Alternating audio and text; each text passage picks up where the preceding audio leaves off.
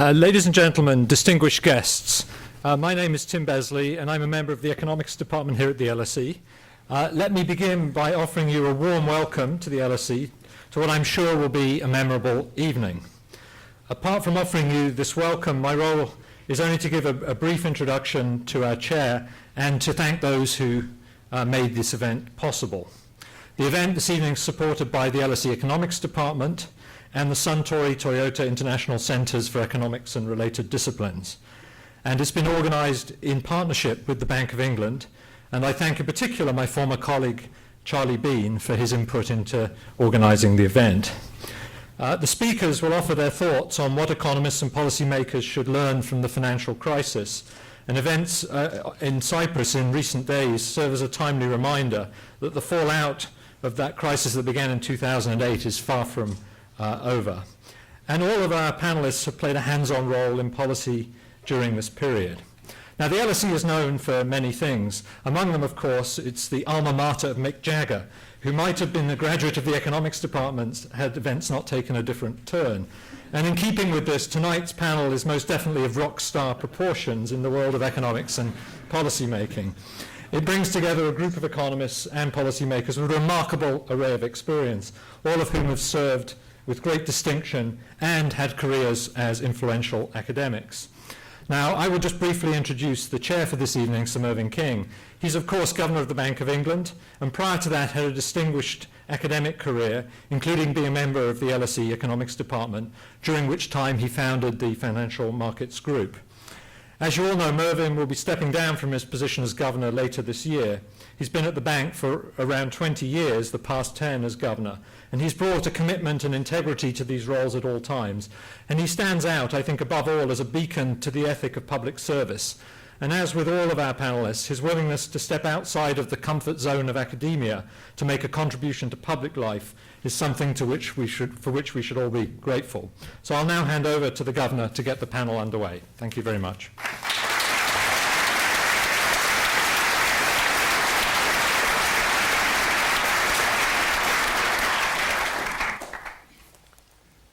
Tim, thank you very much. Ladies and gentlemen, good evening. The title of tonight's session is What Should Economists and Policymakers Learn from the Financial Crisis? Well, don't start from here might be the first lesson, which suggests that we need to look not just at what happened during the crisis, but also well before. The phrase, the crisis, has been used to mean so many different things. There is the banking crisis, the sharp downturn and subsequent slow recovery in the world economy, the euro area crisis, and the fiscal crisis. But whichever crisis we are talking about, it's far from over. And there will surely be many unexpected twists and turns before we can truly say that the crisis is indeed over. Much has been written and spoken about the events of the past 5 years. And although we have learnt much already, there is surely so much more that we can and need to learn. And tonight's session is designed to do just that. Many years ago, Peter Diamond told me that on any given subject, there are at most only 3 papers or contributions that one really needs to read to understand the issue. As he helpfully pointed out, the trick is to know which the 3 are. Well, tonight the subject is so broad that 3 may not be quite enough. But with us this evening are the 4 people whom I think we would all choose to guide us through the maze of the crisis and help us learn the lessons. They are, as Tim said, extraordinarily distinguished. Ben Bernanke is the chairman of the Federal Reserve, the most eminent of economists, famed for his writings on the lessons from the Great Depression. Olivier Blanchard is the economic counsellor for the International Monetary Fund, professor at MIT, and one of the world's most distinguished macroeconomists. Larry Summers is professor of economics at Harvard and a former US Treasury Secretary. known to everyone at LSE, there are few parts of economics to which Larry has not made important contributions. And Axel Weber, also after a distinguished academic career, became the president of the Deutsche Bundesbank, member of the Governing Council of the European Central Bank, and is now chairman of UBS. And they will speak in that order. I'm privileged to count them all as friends, but tonight they are here to tell us what we need to learn as the lessons from the financial crisis. So it's with enormous pleasure that I invite Ben Bernanke to take the podium. Ben.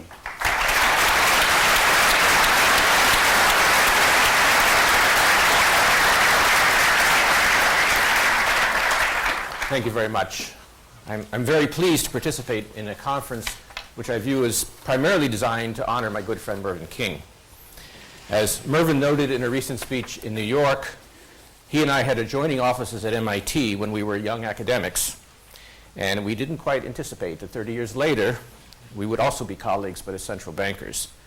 So as then as now, I have always valued his insight. The topic of the session is lessons learned from the financial crisis. For me, perhaps the central insight is that the recent crisis, despite its many exotic features, was in fact a classic financial panic. A system-wide run of hot money away from assets whose values suddenly became uncertain. In that respect, the crisis was akin to many other financial crises faced by governments and central banks, including that most venerable of central banks, the Bank of England, over the centuries. The response to the crisis likewise followed the classic prescriptions of liquidity provision, liability guarantees, asset evaluation and disposition, and recapitalization where necessary. And although the crisis had classic features, to a significant extent, it also took place in a novel institutional context, making diagnosis and response all the more challenging. For example, in the United States, collateralized wholesale funding rather than conventional bank deposits constituted the hot money, and run pressure was experienced not only by banks, but by diverse other institutions such as structured investment vehicles. In addition, the scale and complexity of globalized financial institutions and markets made it difficult to predict how the crisis would evolve or to coordinate the response. One of the few positive aspects of the crisis was the extraordinary degree of international cooperation achieved among policymakers, including the Bank of England and the Federal Reserve, in responding to these events. Because I've developed these themes in some detail elsewhere, I thought today I would tackle a slightly different and more recent issue that has arisen in the aftermath of the crisis, the issue of whether, in the widespread easing of monetary policy, we are seeing a competitive depreciation of exchange rates. Like other aspects of the crisis, the notion of competitive depreciation has strong classical antecedents, particularly in relation to the global Great Depression of the 1930s. So let me start by briefly revisiting the older discussion and its evolution. As everyone in this audience certainly knows, on the eve of the Great Depression, the exchange rates of most industrial countries were determined by the rules of the International Gold Standard, or more technically by the Gold Exchange Standard, as foreign exchange, primarily dollars and pounds sterling, was used along with gold as a form of international reserves. The gold standard, which had been suspended during World War I, was painstakingly rebuilt in the 1920s. Unfortunately, the reconstructed gold standard had a number of very serious problems. For one, the exchange rates implied by the gold valuations that countries chose for their currencies following World War I were in some cases far from the levels necessary to achieve balanced flows of trades and payments. Notably, as John Maynard Keynes pointed out in his famous pamphlet, The Economic Consequences of Mr. Churchill, the British pound was overvalued under the new gold standard, which disadvantaged British exports and contributed to weak economic conditions in the United Kingdom in the late 1920s. One of Mervyn King's predecessors as governor of the Bank of England, Montague Norman, who presided over both Britain's return to gold and its subsequent exit, said of the ill-fated choice of parity for the pound, "Only God could tell whether it was or was not the correct figure." To which another commentator added, but of course the deity may not be an economist. Another problem, which became clear as the global economy weakened and financial conditions deteriorated, was that fixed exchange rates under the gold standard were vulnerable to speculative runs. Although runs, or in some cases policy decisions, effectively took a number of countries off the gold standard in the early 1930s, the financial world was shaken to its foundation when the United Kingdom, the unofficial center of the global gold standard, was forced by a speculative attack to leave gold in September of 1931. Over the next 5 years, essentially all of the world's industrial nations left the gold standard, either de facto or de jure. Declines in the value of the departing nation's currency, sometimes very sharp ones, typically followed. The uncoordinated abandonment of the gold standard in the early 1930s gave rise to the idea of beggar thy neighbor policies. According to this analysis, as put forth by important contemporary economists like Joan Robinson, exchange rate depreciations helped the economy whose currency had weakened by making that country more competitive internationally. Indeed, the decline in the value of the pound after 1931 was associated with a relatively early recovery from the Depression by the United Kingdom, in part because of some rebound in exports. However, according to this view, the gains to the depreciating country were equated or exceeded by the losses to its trading partners, which became less internationally competitive. Hence, beggar thy neighbor. Over time, so-called competitive depreciations became associated in the minds of historians with the tariff wars that followed the passage of the Smoot-Hawley tariff in the United States. Both types of policies were decried, and still are in some textbooks, as having prolonged the Depression by disrupting trade patterns while leading to an ultimately fruitless and destructive battle over shrinking international markets. Economists still agree that Smoot-Hawley and the ensuing tariff wars were highly counterproductive and contributed to the depth and length of the global depression. However, modern research on the Depression, beginning with the seminal 1985 paper by Barry Eichengreen and Jeffrey Sachs, has changed our view of the effects of the abandonment of the gold standard. Although it is true that leaving the gold standard and the resulting currency depreciation conferred a temporary competitive advantage in some cases, modern research shows that the primary benefit of leaving gold was that it freed countries to use appropriately expansionary monetary policies. By 1935 or 1936, when essentially all major countries had left the gold standard and exchange rates were market determined, the net trade effects of the changes in currency were certainly very small. And yet, the global economy as a whole was much stronger than it had been in 1931. The reason was that in shedding the straitjacket of the gold standard, each country became free to use monetary policy in a way that was commensurate with achieving full employment at home. Moreover, and critically, countries also benefited from stronger growth in trading partners that purchased their exports. In sharp contrast to the tariff wars, monetary reflation in the 1930s was a positive-sum exercise, whose benefits came mainly from higher domestic demand in all countries and not from trade diversion arising from changes in exchange rates. Well, I'm talking about this because it has lessons for the present. Today, most advanced industrial economies remain, in varying degrees, in the grip of slow recoveries from the Great Recession. With inflation generally contained, central banks in these countries are providing accommodative monetary policies to support growth. Do these policies constitute competitive devaluation? To the contrary, because monetary policy is accommodative in the great majority of advanced industrial economies, one would not expect large and persistent changes in the configuration of exchange rates among those economies. The benefits of monetary accommodation in the advanced economies are not created in any significant way by changes in exchange rates. They come instead from the support for domestic aggregate demand in each country or region. Moreover, because stronger growth in each economy confers beneficial spillovers to trading partners, these policies are not beggar thy neighbor, but rather they are positive-sum, enrich thy neighbor actions. Again, the distinction between monetary policies aimed at domestic objectives and trade-diverting exchange rate devaluations or other protectionist measures is critical. The former can be mutually beneficial, the latter is not. Indeed, it was this view that prompted the G7 central banks and finance ministers to issue a statement in February agreeing to refrain from actions focused on achieving competitive advantage by weakening their currencies and reaffirming that fiscal and monetary policies would remain oriented toward meeting domestic objectives using domestic instruments. Among the advanced economies, the mutual benefits of monetary easing are clear. The case of emerging market economies is more complicated. To a first approximation, industrial countries are most concerned that domestic aggregate demand be set at a level that best fosters price stability and a return to full employment at home.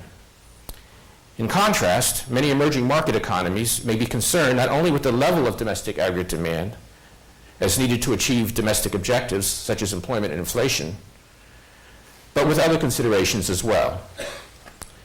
First, because in recent decades, many of these countries have pursued an export-led strategy for industrialization, they may be leery of expansionary policies in the advanced economies that, all else being equal, tend to cause the currencies of emerging market economies to appreciate, restraining their exports.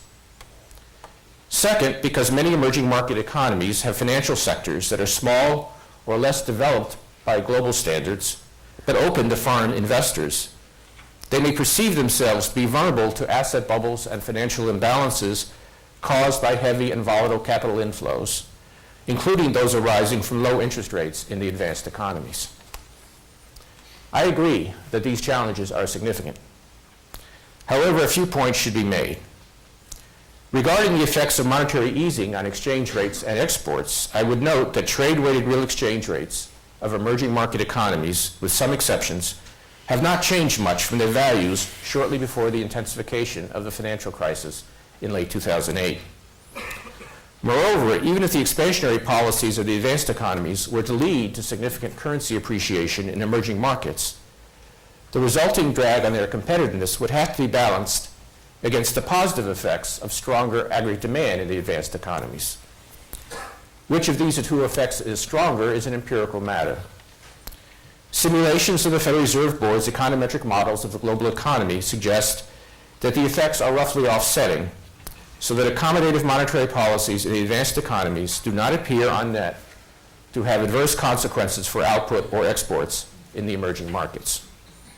A return to solid growth among the advanced economies is ultimately in the interest of advanced and emerging market economies as well. Regarding capital flows, it's true that interest rate differentials associated with differences in national monetary policies can promote cross-border capital flows as investors seek higher returns. But my reading of recent research makes me skeptical that these policy differences are the dominant force behind capital flows to emerging market economies. Differences in growth prospects across countries and swings in investor risk sentiment appear to have played a larger role. Moreover, the fact that some emerging market economies have policies that depress the values of their currencies may create an expectation of future appreciation that in and of itself induces speculative inflows. Of course, heavy capital inflows and their volatility pose challenges to emerging market policymakers, whatever their source. Policymakers do have some tools to address these concerns. In recent years, emerging market nations have implemented macroprudential measures aimed at strengthening their financial systems and reducing overheating in specific sectors, such as property markets. Policymakers have also experimented with various forms of capital controls. Such controls raise concerns about effectiveness, cost of implementation, and possible microeconomic distortions. Nevertheless, the IMF, and they can speak for themselves, has suggested that in carefully circumscribed circumstances, capital controls may be a useful tool. So in sum, the advanced industrial economies are currently pursuing appropriately expansionary policies to help support recovery and price stability in their countries. As the modern literature on the Great Depression demonstrates, these policies confer net benefits on the world economy as a whole, and should not be confused with zero or negative sum policies of trade diversion. In fact, the simultaneous use by several countries of accommodative policy can be mutually reinforcing to the benefit of all. So let me end these remarks, as I began, by paying tribute to Mervyn King. He's been a leader in the central banking community during an extraordinarily difficult period, and I wish him the very best in the next stage of his career. Thank you.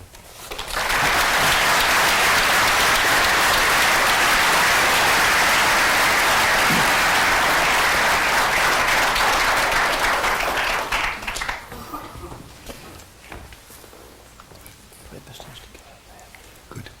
I'm told that this microphone works, so I will not use this one. I'm honored and delighted to come to this event and then come to the conference which will follow in honor of Mervyn.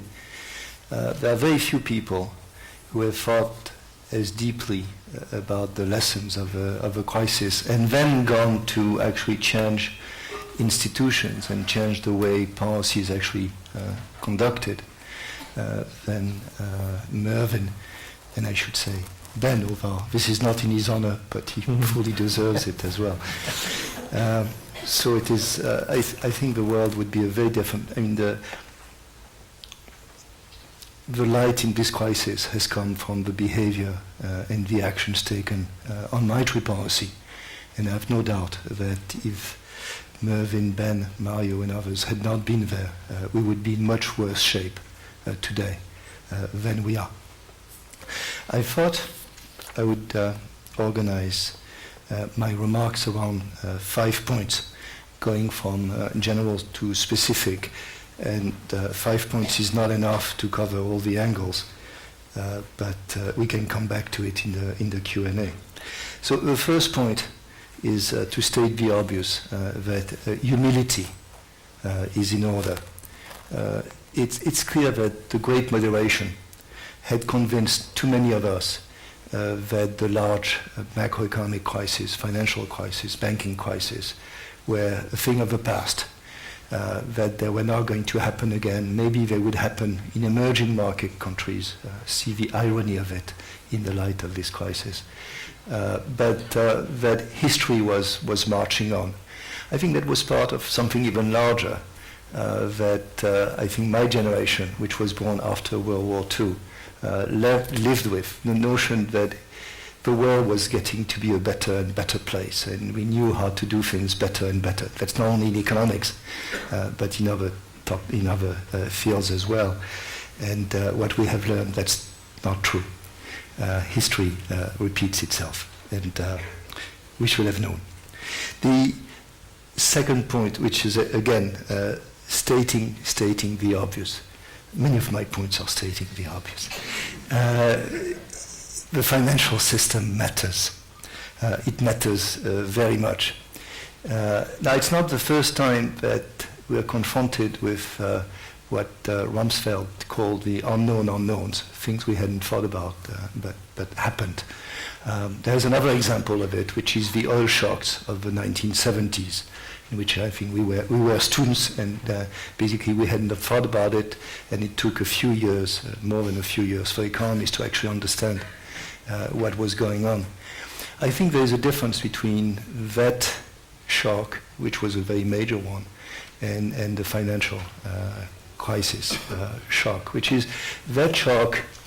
After a few years, we concluded that we could think of it as yet another macroeconomic shock, that we did not need to understand the plumbing, although plumbing seems right in the case of oil, but we didn't need to understand the details of the oil market, that basically when there's an increase in the price of energy or materials, we could just integrate it in the model, and it led to a richer view, but it remained very much a macro model in which we integrated the implications of energy prices on inflation output and so on. This is different. What we have learned about the financial system is that the problem is in the plumbing, and that you actually have to understand the plumbing. Before I came to the fund, I thought of the financial system, and I was more guilty than most, and surely more guilty, for example, than Ben. I thought of the financial system as a set of arbitrage equations. Basically, the Fed would choose one rate, and then the expectations hypothesis would give you all the rates everywhere up to various risk premia, which might vary but not very much. And it was really easy. And I thought of people on Wall Street as basically doing this for me, so I didn't have to think about it. And what we have learned is that that's just not the case, that the problem with the financial system is the interaction of a myriad of distortions, of small shocks, which build on each other.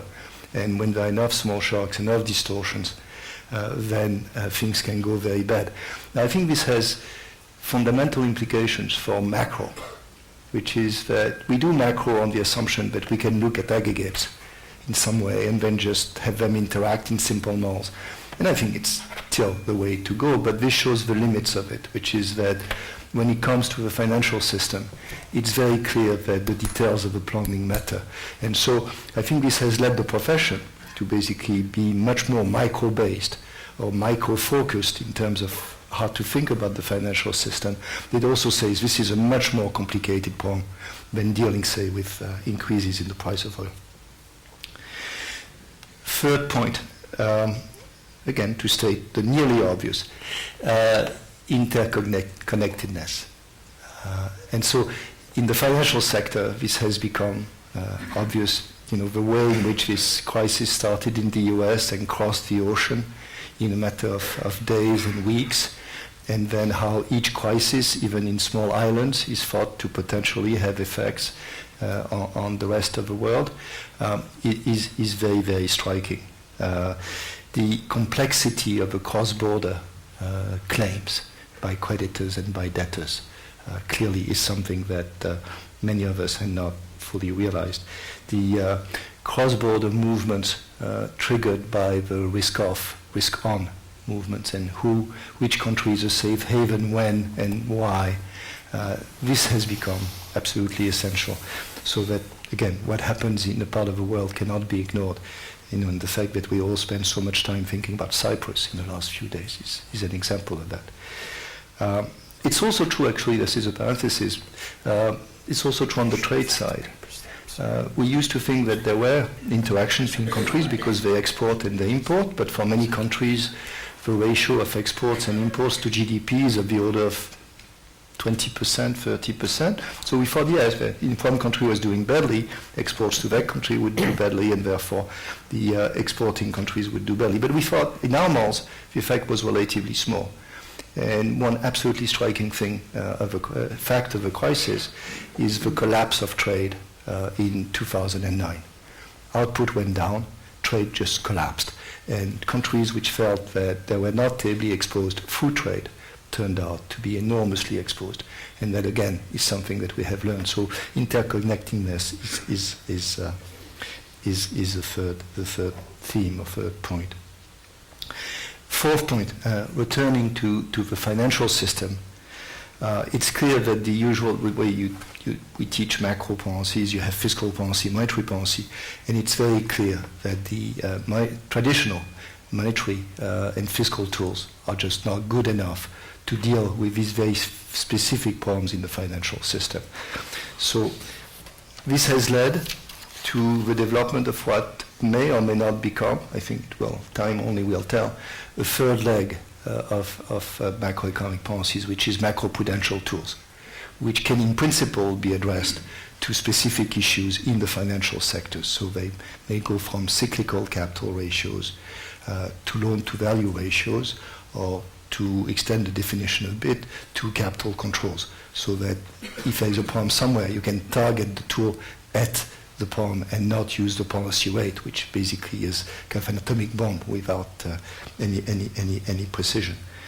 The big question, I think, here, and I think that's a question we're going to struggle with for a while, is how reliable are these tools? How much can they be used?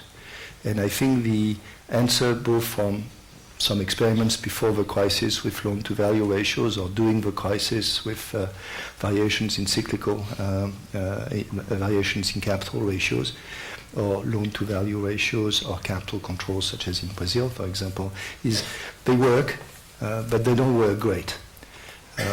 People and institutions find ways around them, so that in the process of reducing a problem somewhere, you tend to create distortions elsewhere. I think this is going to be a major challenge, whether we can use these tools. Some people say they haven't worked because they haven't been used with sufficient conviction, which I think is often true of capital controls, and if you're really serious about it, you can do it. But so far, the issue is very much an open one. So this leads me to the final point, which is the relation between monetary policy and macroprudential tools or macroprudential policies. And it's clear that there are two-way interactions, which is when, for example, when Ben does expansionary monetary policy, quantitative easing, and the interest rates on many assets are very close to zero, there is a tendency by many players to want to increase the rate of return and take risks. Some of this risk, actually, we want them to take, but some of this risk we don't want them to take. So there is the interaction of monetary policy on the financial system. You have it the other way around, which is if you use macroprudential tools to, say, slow down the building in the housing sector, well, you have an effect on aggregate demand, which is going to decrease total demand and decrease output. So there are these interactions. And the question is, how do you organize the use of these tools? And from many points of view, it makes a lot of sense to have them under the same roof, which in effect, in practice, will mean the central bank, because monetary policy will stay at the central bank. And so, but I think it raises very fundamental issues, and here the Bank of England is very far ahead of many banks in thinking about the issues, which is that of coordination between the two, but central bank independence. One of the major achievements, maybe of the last 20 years, is that most central banks have become independent. That independence was given to them. But I think it was given to them because the mandate and the tools were very clear. The mandate was inflation, sometimes a dual mandate, but primarily inflation, something which can be looked at and observed in time. And the tool was the policy rate, some short rate that could be used by the central bank to try to achieve the inflation target. It was very clear. In this case, you can delegate or give some independence to the institution in charge of this because it's perfectly well defined. Everybody can basically observe whether it's done or not and how it's done. If you think now of central banks as having this much larger set of responsibilities and this much larger set of tools, then the issue of central bank independence becomes much more difficult. I mean, do you actually want to give the central bank, the independent central bank, the right to choose loan-to-value ratios without any supervision from the political process? Isn't this going to lead to a democratic deficit in a way, in which a central bank becomes too powerful, is in charge of supervision, macroprudential tools, monetary policy? I'm sure there are ways out in which there could be independence with respect to some dimensions of monetary policy, maybe the traditional ones, and some supervision for the rest, or some interaction with the political process for the rest. But these are all issues that we're all struggling to try to understand and think about for the future. So we have drawn some lessons, but we have many steps to take. Thank you.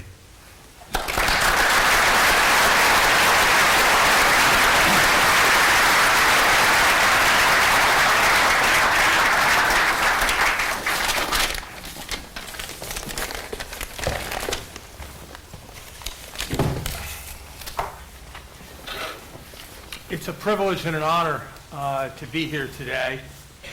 I met Mervyn King for the first time in For the first time in 1975. I was struck at that time that he had the highest product of intellectual acuity and elegance of accent anyone I had ever met. And that remains the case today. Mervyn is a person whose thought and effort has ranged widely, and that is surely appropriate. There is an important difference between physical science and economic science. Physical science tries to understand a constant world better and better, a world that is not affected by the product of that science. Economic science, on the other hand, seeks to understand a changing world and a world whose functioning is importantly affected by economic thought. And that is surely the arc of Mervyn King's career as a central banker. Early on, playing a seminal role in the design of a highly influential inflation targeting regime, and as conditions warranted, playing a critical role in thinking about how to respond to profound financial crisis. I want to reflect on two broad subjects today.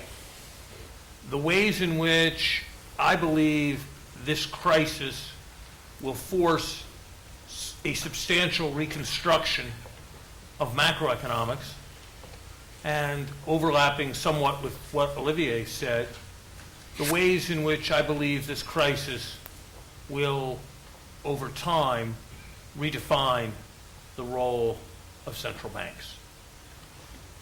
Macroeconomics.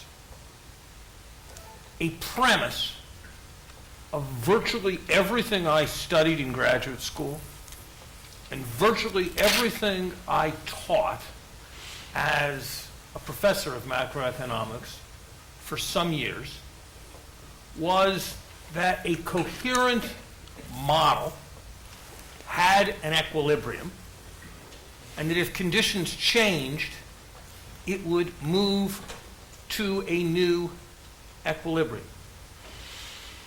Surely the events of the last few years call that proposition into question. If the world had unfolded forward from 2007 with no policy actions taken, no lending of last resort, no expansionary monetary policy, no expansionary fiscal policy, I would suggest to you that there is a real possibility that the right approximation would have been an unbounded downward spiral, a possibility ruled out in any textbook model or almost any model published in a journal in the last several decades.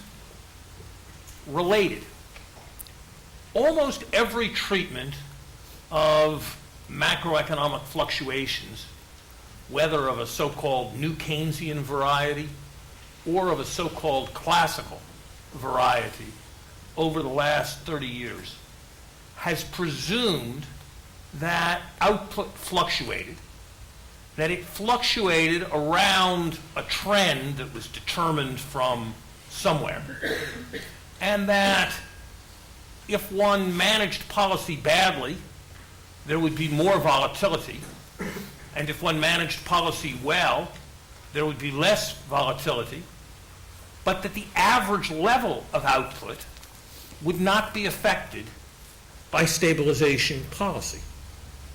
That led many to believe that stabilization policy was a second-order question. The events of the last 6 years surely demonstrate that an older view, that macroeconomics was about avoiding the waste associated with recessions, is the more important view. For no one could seriously suppose that if more enlightened regulatory and macroeconomic policy had mitigated what we have experienced for the last 6 years, that somehow all of the output that was lost, all of the employment that was lost, would somehow have been shaved off some future boom. And so the significance of stabilization policy becomes that much greater, and the type of model that is necessary, a model of periodic malfunction, becomes quite different from a model that presumes a constant mean and discusses only the center, only the magnitude of cyclical fluctuations. In the same way, the events of the last years suggest that the traditional breakdown between the cyclical and structural that is central to much of macroeconomic thinking has become highly problematic.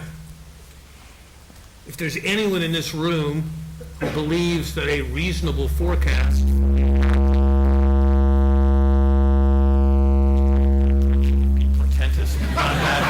not to that extent. If there's anyone in this room who believes that a reasonable forecast for the U.S. or British economy at any future date would be represented by a trend line constructed through 2007 from any previous point, I have a bridge that I would like to sell you. Again, we are learning that cyclical developments have, or at least can have, very long-term structural implications. And of course, there's the observation that Olivier stressed, the centrality of the financial sector in understanding, if not all macroeconomic fluctuations, the ones like those we've just observed, that are most consequential. It almost makes me wonder whether Keynes badly mistitled his book. Perhaps instead of titling it A General Theory of Employment, Interest, and Money, he might have titled it A Specific Theory of Employment, Interest, and Money in Conditions of Depression and Liquidity Trap.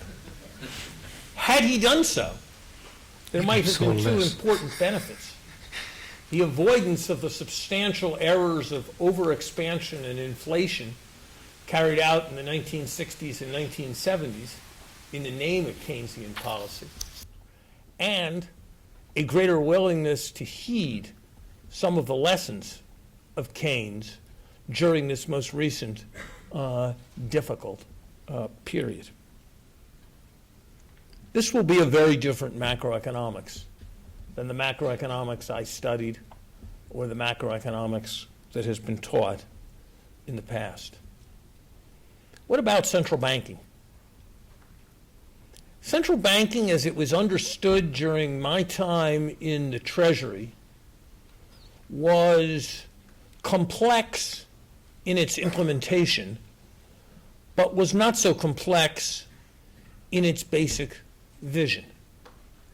It was understood that surprising people with a little inflation was always a temptation because it would generate substantial output, but that it was a fool's game because when anticipated, you'd get only the inflation and not the output. And therefore, assigning responsibility for that function to society's most rectitudinous figures, like Mervyn, insulating them from political pressure, making them accountable, would assure credible low inflation while making some room, perhaps along the lines of a Taylor rule or some such device, to contribute to reduced economic instability. It was a system that was implemented in different ways in different countries, and there was much discussion in the central banking community of different mandates, but the idea was always the same. But there is no role in that thinking for most of what has preoccupied us for the last 5 years. The provision of finance in extraordinary ways. Make no mistake, if a loan is absolutely riskless, with certainty, absolute rigid certainty that it will be repaid, someone in the private sector will make it. And so when last resort financing is provided because no one other than the central bank will provide it, it is because there is some possibility and some contingency that it will not come back.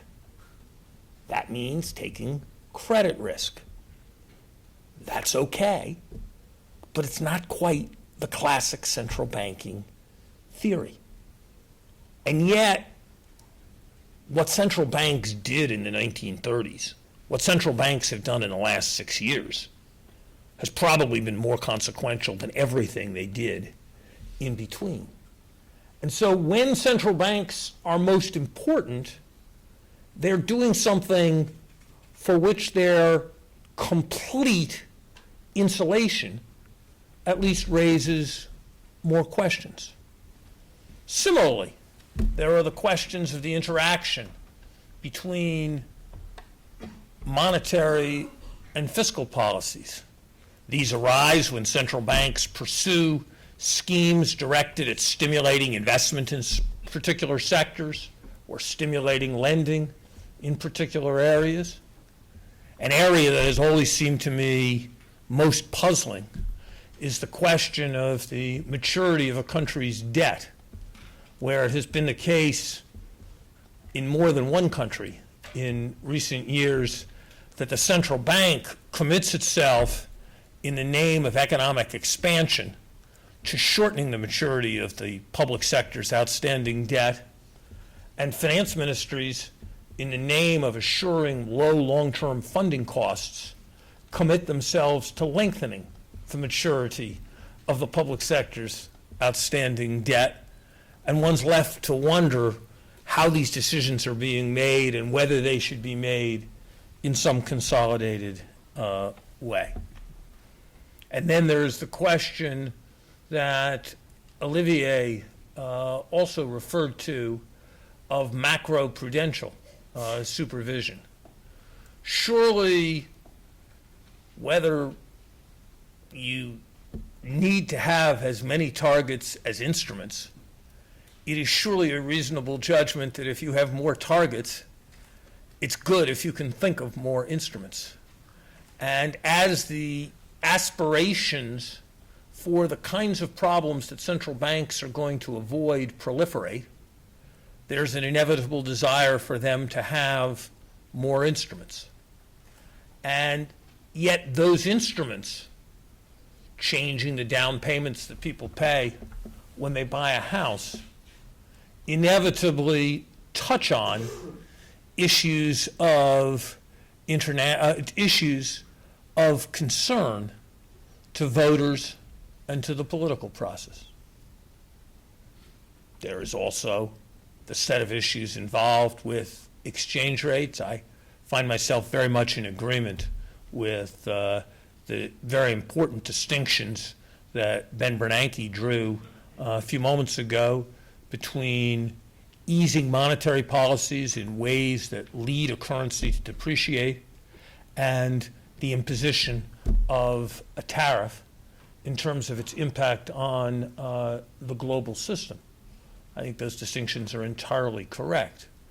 Nonetheless, the question of exchange rates is a question of international significance and in some cases of foreign policy importance. I do not doubt for a moment the importance of independent central banking. And I think it is very important to remember that just as the woes of the last 5 or 6 years reflect in part the fact that the lessons of the distant past about financial stability, about the need to maintain demand, were forgotten, there is the risk that in the aftermath of this episode, the lessons of the 1980s and 1990s about the importance of credibility in resisting inflation will be forgotten. Nonetheless, I believe there is much that will need to be charted with respect to the role of central banks in free society. It has been my observation that one can speak freely, more freely at least, and think more widely outside of public office than in public office. I think, therefore, or academic office, for that matter. I think, therefore, if there is a silver lining in the fact that Mervyn King will no longer be in an official position of public service, it is that, as a free man, he will be able to devote his formidable intellect to these very, very important questions. Thank you very much.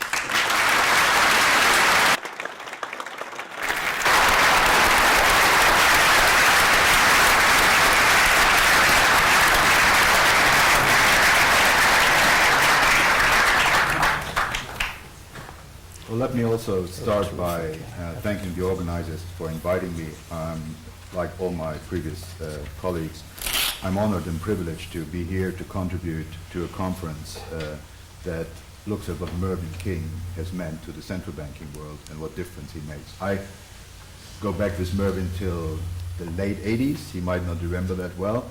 He was a professor at the London School of Economics. I was a young CPR fellow. I was frequently in London. I honored a lot of the things that he was doing that time as an academic. We met frequently when he was the chief economist at the Bank of England, and the period I treasure most was the 7 years where we worked alongside each other as governors.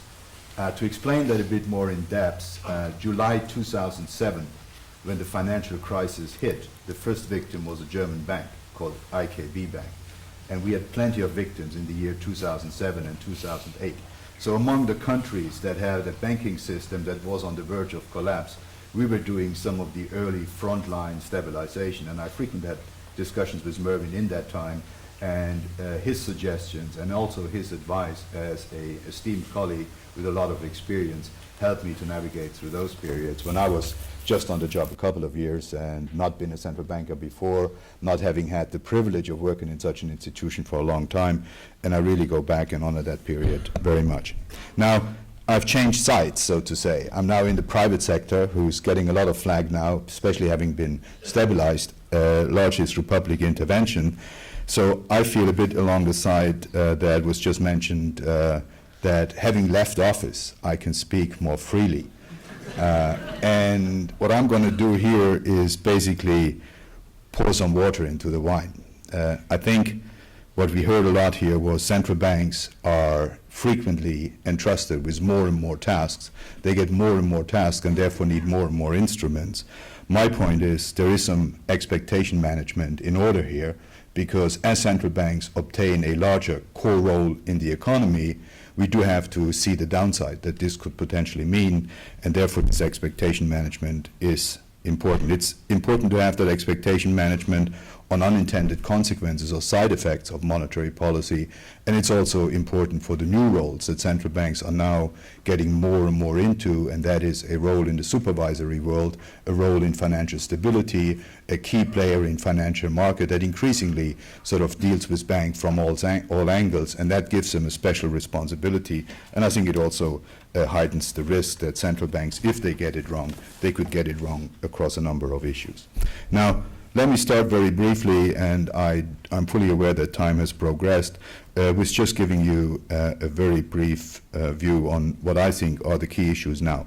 The question of lessons learned that we heard before, and Mervyn put it right, we're not really out of the woods yet, so it may be a bit too early to draw some lessons learned. But my view is that the global financial settlement, whilst it has improved since last summer, and whilst there are some overall signs of a more stable and improving macroeconomic backdrop, better financial conditions and a pickup of investment is unfolding, this may be a period where the Cypriot developments that we've just seen over the last few days are a timely reminder that there still remains high risks, and the handling of complexity of stabilizing banking systems and stabilizing euro area problems is still out there.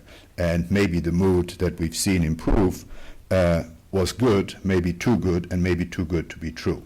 So I am still of the view that, in a sense, I fear the recent rally in financial markets that we've seen could be a misleading signal.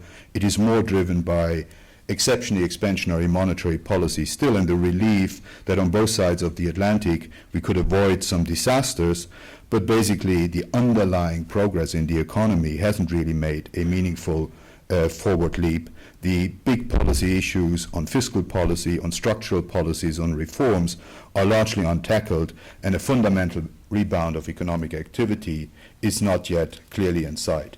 And we have to continue to remind ourselves that stabilizing growth and moving to a more sustained momentum has to occur against the backdrop of a hugely elevated debt position and deficits in most of the major countries that are unprecedented for post-war history.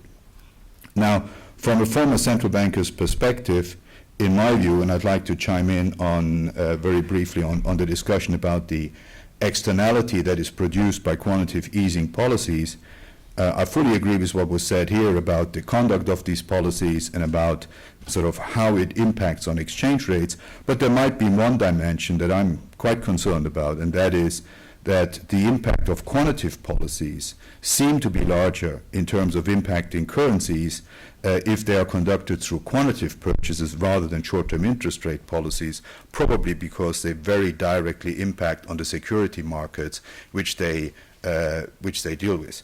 And therefore, whilst domestic currency weakness is an expected and desirable outcome from a perspective of a central bank that's easing monetary policy via asset purchases, the impact on the foreign exchange value of currencies does not create any overall global demand. It just redistributes demands away from appreciating currencies, and in that sense, the quantitative impact of those policies operating through quantitative easing seem to be stronger in sort of leading to a debate whether global distortions emanating from one country and impacting on the other are really an issue that can be dealt with. Like Ben, I think he gave the right answer. Countries that feel that impact have monetary policy tools at their disposal, and they should use them. However, whilst monetary policies that have been easing over most of the crisis period have been adequate, in my view, for a large part into 2010, as of recently going forward, I think central banks are going to be much more pressed about giving clear answers to the questions of what an orderly exit from these policies will look like. We've known this for some time. Central banks cannot resolve deeper structural issues. They can provide funding. This will buy time, but sustainable growth really needs to be emerging from serious policy reforms. And in that sense, there is a necessary debate whether some of the quantitative easing policies that have bought time have really bought time in the sense that this time that was bought was used wisely by policymakers to do the right reforms, or whether an unconstrained and so far whether an unconstrained policy of that type doesn't really over time start setting the wrong incentives and actually delays the relevant action. It has side effects also in terms of financial market stability. We're seeing that in many areas, and I think central banks really need to weigh very carefully whether continuing on this policy on these policies will not down the road produce bigger problems. But let me sort of talk very briefly also on some financial industry views. I'm quite concerned that the key role that central banks increasingly play outside monetary policy, and in particular in financial markets, as single supervisors of the largest banks, for example, in the Eurozone by the ECB, or the Bank of England taking over responsibility for prudential supervision, does not lead to a diversion from the core mandate of central banks. Like very often, central banks have increasingly been asked to step up to the table and very frequently have been called the only game in town. I think, again, if that is the case, there is a potential problem of stretching the remit of central banks into areas where basically the overall monetary policy objective and the focus of central banks could get lost. You might remember that in Germany we had a debate whether the Bundesbank should be involved in banking supervision. It was an offer that came from the Treasury, and it would have come at a price. It would have come at a price that it would have created a reporting line towards fiscal authorities on any action we've taken as a banking supervisor. I was in charge of the central bank at the time, and whilst that offer seemed nice, I refused it flatly. And the Bundesbank at that point in time was fighting not to become the core of the new supervisory framework within Germany. I felt the downside risk towards monetary policy and towards the entire institutional setting in a reporting line to treasuries risked the uncertainty of the institution, and that for me was clearly a high price, in my view, a price too high to pay, and that's why in Germany still the central bank, at least emanating from that discussion, does not have that role. I think it's a complex problem. I think it is something that central banks have to weigh very carefully, and even if I had to do it again, I would still come down on the side that I wouldn't risk the independence of an institution with a reporting line to treasuries when it comes to monetary policy and banking supervision under one roof. Very quickly, again, maybe on two more issues. As the new regulation, which I and Mervyn and many others helped draft, is being phased in, I, from a financial sector perspective, have three major concerns, and I just want to highlight them but not go into that. The first one is, when we designed this new system, Basel III, we all were of the view it should be phased in a very homogeneous way across constituency. A harmonized implementation of a global regulatory environment was key. We're not seeing that. And as we see more and more local color around the global framework, and as we're seeing increasingly a focus on national implementation, it is getting very, very tedious for global institutions like UBS to develop a single approach to supervision, because supervision becomes nuanced in various constituencies. There's a real cost to that, and I think you have to be quite cautious with that direction. The second one, in addition to a potential excessive national focus in implementing the common regulation, you have to be mindful to the extraterritorial impact of some of the regulatory measures. I'm quite concerned, running a bank in Switzerland, about some of the extraterritoriality provisions in MiFID or in other regulation, for example in the EU, which will prevent or at least mitigate the ability of international banks to provide financial services in the EU to the same degree as in their home markets or in the United States. That's a concern, and it will continue to fragment financial markets. So my plea would be for regulators to really take that into account when drafting new regulation like CRD4 or others. And finally, I think you need to be mindful that as the new regulation is phased in, it happens in a way that is consistent with the dragged-out recovery that we're seeing. When we drafted the new regulation, all of us were concerned that we wouldn't be quick enough in asking the banks for more capital, better liquidity. I'm all in favor of all of these measures. We might have had different views on the time frame under which to implement these measures, and I think what you're seeing now is the regulators are starting to understand, in a double dip or potential threatening triple dip scenario that some countries are going through, using the old speed that was concerned to all of us, that was a concern to all of us, and doing a very early upfront implementation might impact on the economic recovery. I think it's very good that the regulators in Basel III took into account, for example, a different timeline in phasing in some of the really difficult issue around liquidity. And I would really caution everyone in the press that if regulators take into account an economic environment and embark on a different time path for implementing these measures, this should not be seen as a lobbying victory of the financial institutions. This has not been the case. Financial institutions were asked, they voiced their concern in phasing in some of these measures, but it was a regulatory decision to take a different time frame. If that cannot happen because there is a too confrontational discussion, I think we're losing a lot of what is useful interaction between banks and supervisors and regulators, and that is a timely feedback on the impact of the new regulation on how banks will behave. And so just to close, I find it very interesting, Mervyn, nowadays, having moved to the private sector, that some of the new regulation that was easily written down, it's very hard to implement in day-to-day business at the banks. Thanks for the invitation.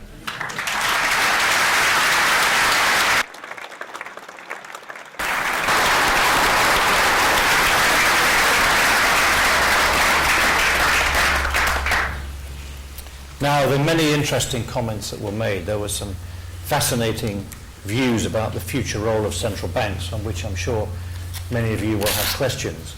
But before I throw it open to questions, I can't resist taking Larry's challenge that we need to reconstruct macroeconomics and getting the views of the others around the table. How do you reconstruct macroeconomics?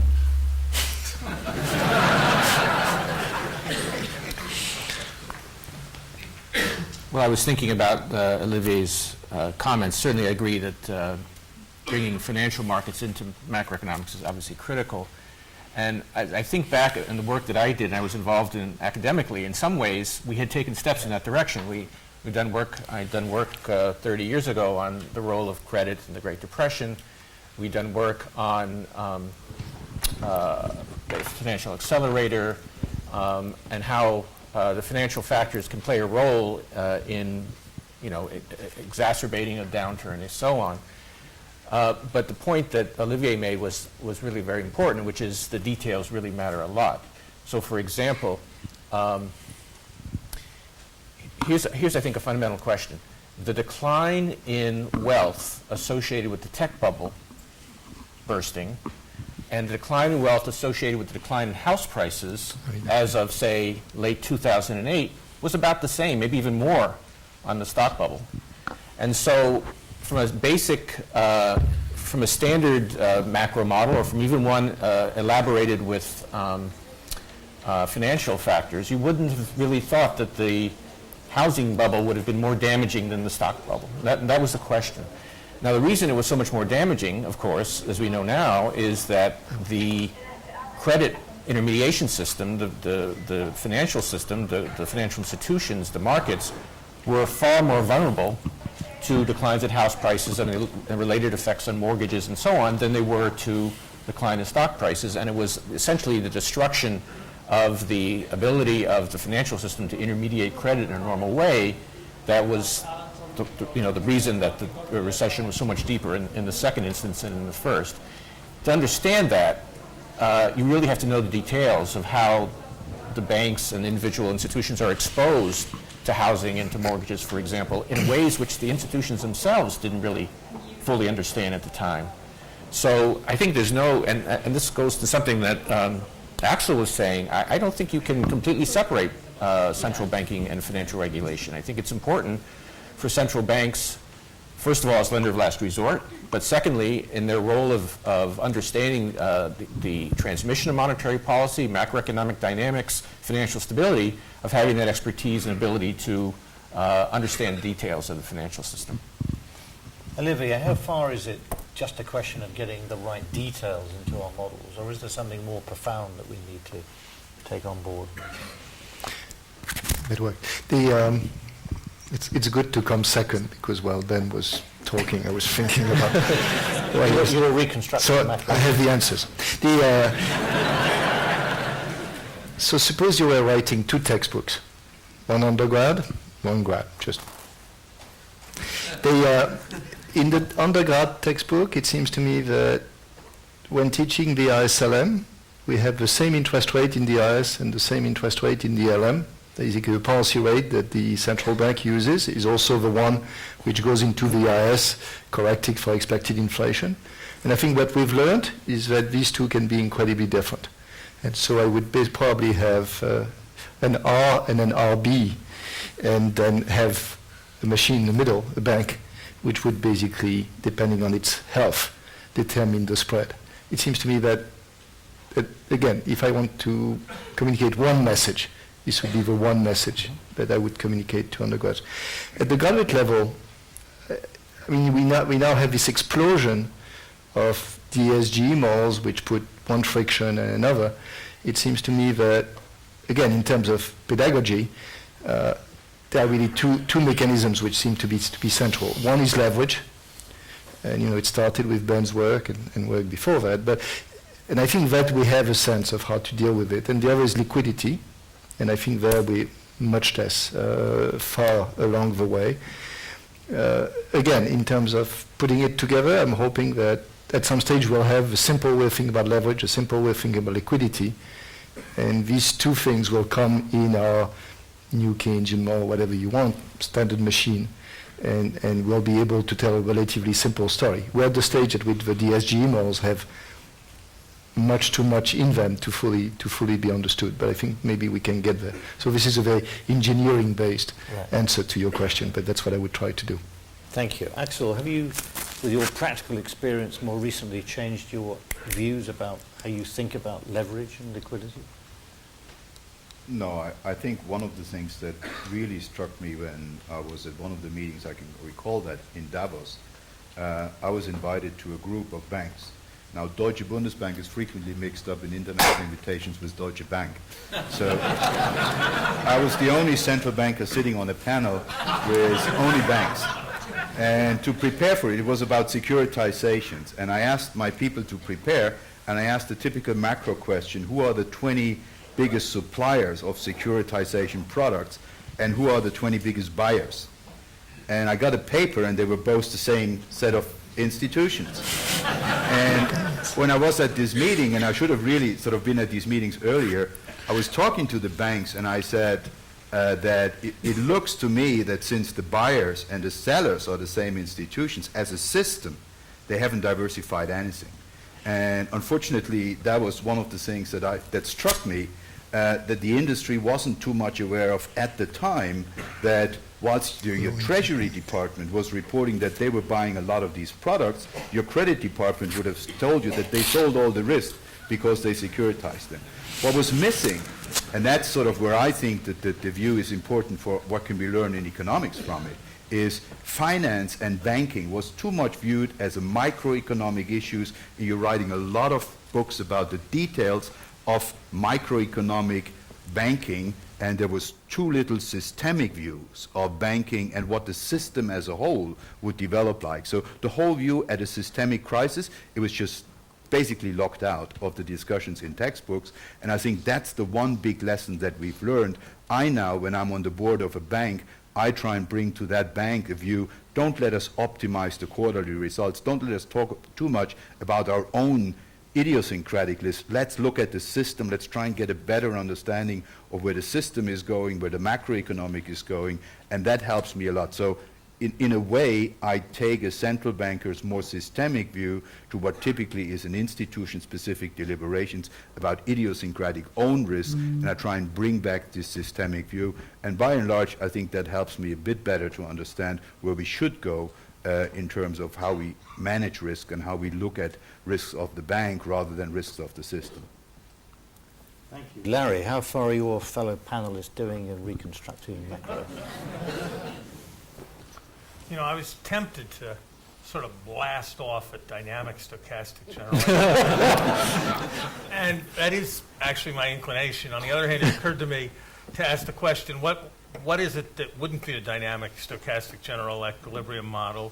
It would be a static, certain, partial equilibrium model. And it's hard to see how that would represent any kind of improvement. So I guess I can't be against dynamic stochastic general equilibrium on principle. Having said that, I think that maybe I will be proven wrong over time. I think there's a central question, which is, should we think of macroeconomics as being about, as it was thought about before Keynes, and as it came to be thought about again in the 1990s, as being about cyclical fluctuations around something that was determined someplace else, where the goal, if you were successful, was to reduce their amplitude? Or should we think of it as centrally about tragic accidents where millions more people are unemployed for millions more person years at costs of trillions of dollars that are avoidable with more satisfactory economic arrangements? And unless and until we adopt the second vision, I think we are missing what is our principal opportunity to achieve human betterment. And as long as the question is conceptualized as what new friction should we insert into the existing model, and then we'll have it, I don't think we're going to get to the kind of perspective that I'm advocating. Now, it's easy to say this. It's much harder to provide a constructive vision of just how to do it, but there are a number of schools of work that to date I think have been sufficiently abstract that they've not made easy connection with practical policy problems that involve multiple equilibria or involve fragile equilibria that have the prospect of capturing the kind of notion that there are these periods where you have a very bad outcome that you somehow could avoid without compromising the future in a very serious way. Because it really is true that a little bit of avoiding what's happened for the last 6 years is worth a lot of making the amplitude of the fluctuations smaller. And it seems hard to observe the last 6 years, which didn't actually achieve that much disinflation, and not think that somehow it should have been possible to avoid that waste. That's the perfect point at which to give you a chance to ask the panelists questions. Please give your name and affiliation. Ask a short question. Don't waste your time by asking what may happen to policy next week, because you won't get an answer. And there are roving microphones. So there's a question down here, and then we'll go upstairs. Next to you, sir, later. David Morgan, a former policy advisor and commercial banker, and currently investor in banks. Is one of the potential learnings that, given the inevitably expanded mandate of central banks, that in the future that will have significant implications for the skill set and the experience base of central banks generally and central bank governors specifically? Ben. I don't know exactly where you go to school to learn how to be a central banker now. It takes a wide variety of skills, many of which are learned on the job, I have to say. There may be institutional solutions if there's no individual person who can embody all the different things that are engaged. That is assuming we don't adopt Axel's more spare vision. But I think of the Bank of England, for example, as creating an interesting structure which also involves, perhaps solves, at least to some extent, the governance issues that were being raised, which is the separate, having the monetary council and the financial council and having them coordinate and having different sets of skill sets, on those two councils. So I think it's as much an institutional problem and having sure that you have the range of skills and that they're talking to each other. So at the Federal Reserve, we've done a lot more interdisciplinary work where the economists talk to the supervisors, who talk to the financial people, who talk to the et cetera. That having the right skill sets and having them talk to each other is just as important as having the right person or people at the top. The LSE is the perfect place to learn to be a central banker. Olivier. I'm not a central banker, so I'll pass it on to Axel. I'm no longer a central banker. But I could add that I guess what Ben said is absolutely right. The richness of expertise in a central bank when you come from the outside and the quality of work throughout all the divisions, it's actually something that is very surprising. These are well-run, well-oiled machines that work very well. And so being the governor at the top of an institution like that, you become very humbled at the start because people are very aware of what they're doing. I still would maintain the view that there is no conflict between what Ben indicated, being a central bank and being a regulator, because I think getting regulation right, I do see some conflicts with the supervisory framework that I alluded to. And it largely comes that if you have, usually the typical reflex if there is a financial crisis is you blame the supervisors who were in charge when it went wrong. You then change it to another supervisor. In the next crisis, you change it back. And so what typically happens is Just those that have been in charge of supervision get blamed. And if all of this is in the central bank, there are some inherent conflicts between providing liquidity and covering up some of the oversight problems that you may not have encountered. And so I still think it is actually something that a lot speaks for that, but it's disputable. I think probably in a German environment, you come out on a separation of role, where in many other central banks there are actually arguments for coming down on a different set. But by and large, I think central banks are now really trying to hire people from the financial industry, and I can tell you, since there are many layoffs, there are people available.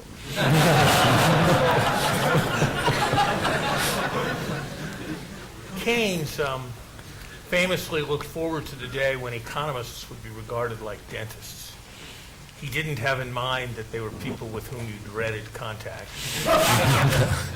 nor did he have in mind that you were people who imposed great pain. And I don't think we've reached that point. But one thing dentists do have is a very substantial and very specific expertise. And I think if you look at the world's central bankers today, and you look at the world's central bankers 30 or 40 years ago, you will find that there's been a substantial change towards people whose previous life experience has involved some substantial contact with the world of economics or some substantial contact with the world of financial markets, who have some substantial capacity to deal with quantitative analysis. And I think that is a reflection of the demands being somewhat different than they have been in the past. My guess would be that that trend will continue. Thank you. Now, the gentleman up there, the question. Yeah, thank you very much. My name is Fadi Hassan, and I'm a Ph.D. student here at the LSE.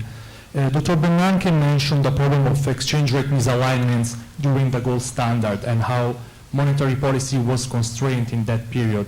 And I wonder if we can draw some parallel with the current situation in the Eurozone, where maybe the misalignment of real exchange rate is among the deep reasons of the current crisis. So the question is if there is a parallel for that, and also what is the lesson that we learn of having monetary policy in a currency union? We hear the vision of UK, of US. I wonder if we can draw some conclusion also for the European Central Bank. Thank you. Ben. Gee. Well, I mean, there's this basic question of the optimal currency union. What's the right size for a single monetary policy? And there are obviously some areas where the Europe is an optimal currency union in the sense of the similarity of economies, the benefits of trade, the credibility advantages of having a central bank that has a low inflation target, very credible, keeps interest rates low. At the same time, you know, we have differences across countries now in terms of competitiveness, in terms of the stage of the cycle. So I think it's a mixed picture. There's also not the same complexities of the 30s of dealing with zero. I mean, rates are very low, but the deflationary impact that we saw during the 30s, for example, not only in the U.S. but in Germany and elsewhere, we're not at that point either. So I don't have a clean answer for you. There are some obvious advantages of a unified currency, but in a situation as we have now, there are also clearly some differences in ability to adjust. Part of these differences are endogenous, which is why it's important that Europe keep developing, for example, the single banking union to create that complementarity there, and the fiscal work that's being done. So to some extent, you can build a currency union where one may not exist naturally. A word from Olivier, and then we'll go to a question in the lower tier. Yeah, I think on currency areas, the work of Mandel remains basically, I hate to say the gold standard. And it's clear, it was known from the start that it didn't quite satisfy all the conditions, but it was thought to have many other benefits that were important and have some cost. And we've learned about some of the cost, which is a difficulty of achieving internal devaluations. What's interesting in this crisis is that we've learned that there were at least two elements left out of Mandel's analysis, which is indeed what Ben referred to, the fiscal union and the banking union, which I think we had not fully understood how important they were in thinking about how it could work. Thank you. Just on that. Question there, sir. Microphone coming from behind. Well, thank you very much. My name is Richard Suranjogi, and I'm an elected member of the Court of Governors here at the LSE. My question, I think, touches upon Larry's sentiments, and so I'd like to know from each of you, what do you feel is the purpose of economic growth and prosperity? I personally believe it's, to better and improve people's well-being, but feel free to disagree with me. And how can we better leverage economic growth and prosperity to achieve that well-being, particularly over, say, like the next 20-odd years, particularly looking at perhaps even up to 2030? Thank you. Thank you. It's a perfect question on which to end. So let me ask the panelists in turn. Let's go to Axel. Well, I guess one of the concerns I have with the current excessively loose monetary and fiscal policies is there is a set of generations around that isn't around the table. So I think a lot of what we're seeing now is basically trying to achieve a dynamic in the economy that is unsustainable long term and therefore will come to the detriment of future generations. And therefore, I'm quite concerned that keeping monetary and fiscal policies very loose for a unsustainable long period of time might generate some growth numbers that we see now that look good for current generations, but actually come at the expense of future generations. So I'm quite concerned about the intertemporal aspect here in really trying, whether we're really trying to counter something that we look at as being cyclical, but if it's actually more structural, we throw a lot of stimulus at it and basically undermine the future. So I'm quite concerned about that intertemporal aspect of what we're doing here, both in monetary and fiscal policy. Thank you, Axel. Larry. I think you got it right when you spoke of allowing people to have higher living standards, more choices in their lives, and to live more comfortably. I can't resist taking the opportunity, though, to disagree with the broad spirit of Axel's last comment. I do not believe that the long run can be ceded to the avatars of austerity. Yes, I am the father or stepfather of 6 children. And yes, on their behalf, I am concerned about the possibility that an overly inflationary psychology will develop in my country. Yes, on their behalf, I am concerned that an excessive debt will be placed upon them. But I am vastly more concerned, because I care about their long-run future, that a slack economy will not provide them with satisfactory jobs when they leave school. I am more concerned on behalf of their future that they will live in a country with decaying infrastructure that will not permit investment that maintains leadership. I am more concerned on their behalf that inadequate resources forced by countercyclical austerity will stunt the ability of their generation to be educated.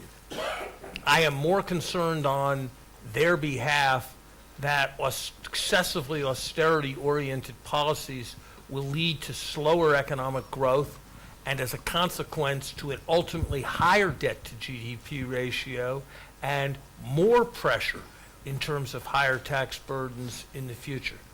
And those concerns, which come out of the proper management of current conditions, seem to me to be a larger concern for the long run than the concern that somehow unstable and overly expansionary policy, starting from where we are now, will stunt the opportunities that are open to them. Now, of course, if policy were starting in a different place, I would reach a different judgment. But starting where the United States or much of Europe or much of the industrialized world is today, it seems to me that the risks of profound stagnation are more pressing concern than the risks of a resurrection of stagflation. Thank you. Olivier, your remit is the whole world. So I'll do this at a meta level.